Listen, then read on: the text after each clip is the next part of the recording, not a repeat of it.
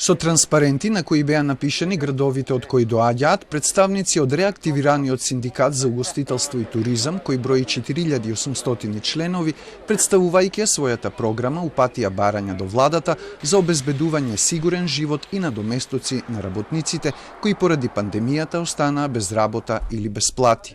Бенефициран стаж, платен годишен одмор од 20 работни дена, доделување К15 без да им се враќаат парите на работодавачите, се дел од нивните барања за, како што рекоа, сузбивање на сивата економија. Пријавување на фул работно време.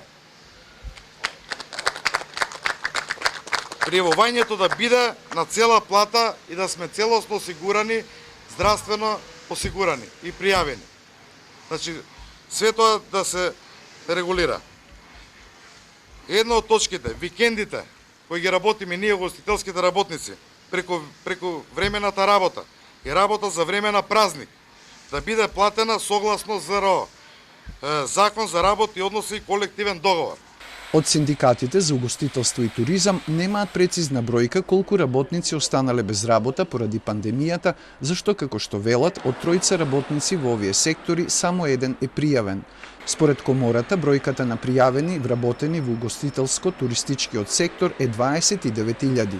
Тие немаат точна информација кога ќе се вратат на работа, зашто од работодавачите биле повикани само за чистење и подготовка на локалите, а за упатените барања допрева очекуваат средба со представници од владата.